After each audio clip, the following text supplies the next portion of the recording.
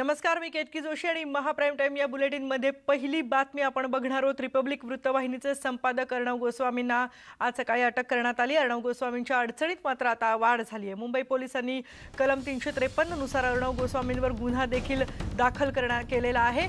सरकारी कामात अडथळे निर्माण करणे, सरकारी कर्मचाऱ्यांशी हुज्जत घालणे यानुसार गुन्हा दाखल करण्यात आला आहे। अन्वय नाईक आत्महत्या प्रकरणी अलिबाग पोलिसांनी त्यांना अटक केली होती। सकाळी मुंबई पोलीस अर्णव यांच्या घरी पोहोचले। पोलिसांनी अर्णव गोस्वामी यांना ताब्यात घेण्याचा प्रयत्न केला, मात्र अर्णव यांनी विरोध केला आणि जवळपास 2 तास हा हाय व्होल्टेज ड्रामा सुरू होता। अखेर पोलिसांनी त्यांना ताब्यात घेतलं आणि मग अलिबागला ते पोहोचले। दरम्यान अर्णव यांच्या अटकेनंतर भाजप विरुद्ध राज्य सरकार असा संघर्ष पेटलाय। देशाचे गृहमंत्री अमित शहा यांनी या संदर्भात तीव्र नाराजी व्यक्त केली आहे। हा लोकशाहीच्या चौथ्या खांबावरचा हल्ला असून यामुळे पुन्हा एकदा आणीबाणीची आठवण झाली अशी संतप्त प्रतिक्रिया सुद्धा त्यांनी दिली आहे। अलिबागमध्ये अत्यंत कडेकोट बंदोबस्त देखील ठेवण्यात आला होता पोलिसांचा। ही सकाळची दृश्य आहे जेव्हा पोलीस अर्णव गोस्वामी यांना अटक करण्यासाठी त्यांच्या घरी गेले होते। आपल्या सोबत आहेत आमचे प्रतिनिधी मोहन जाधव। मोहन, आत्ताचे काय अपडेट्स आहेत? अर्णव यांना कोर्टात हजर केल्यानंतर आत्ता तिथे काय घडतंय, परिस्थिती कशी आहे?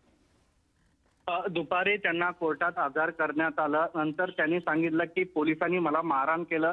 नंतर कोर्टाने सांगितलं की मेडिकल करा, म्हणून मेडिकलची टीम येऊन त्यांची मेडिकल केली। त्याच्यानंतर परत संध्याकाळी त्यांना कोर्टात हजर केलेला आहे। कोर्टात हजर केल्यानंतर आता तिथे सुनावणी सुरू आहे आणि कोर्टाने त्यांनी जे सांगितलं होतं की मला मारहाण केले, कोर्टाने हे फेटाळून लावलं आणि त्याच्यानंतर ही सुनावणी त्यानंतर सुरू झालेली आहे। आतापर्यंत 3 तास झालेले, अजूनही आतमध्ये सुनावणी सुरू आहे। फिरोज शेख आणि नितेश राव यांची पण सुनावणी, तिघा जणांची सुनावणी आतमध्ये सुरू आहे। आतापर्यंत अजूनही 1 तास जाईल त्या ठिकाणी आणि बाहेर, कोर्टाच्या बाहेर पूर्ण पोलीस बंदोबस्त लावण्यात आलेला आहे। 3 तासानंतर 3 तास झाले, अजूनही सुनावणी सुरू आहे। अजूनही कळते की अजूनही 1 तास जाण्याची शक्यता आहे। 1 तासानंतर कळेल की काय सुनावणी झालेली आहे। अगदी मोहन, तिथे पोलीस बंदोबस्त तर अगदी सकाळपासूनच होता। आत्ता तिथे पोलीस बंदोबस्त कसा आहे आणि साधारणपणे किती वेळ सुनावणी सुरू राहू शकते याबद्दल काही अंदाज? अलिबाग कोर्टाच्या बाहेर पूर्ण परिसरात पूर्ण पोलीस बंदोबस्त लावण्यात आलेला आहे, बॅरिकेड्स लावण्यात आलेला आहे।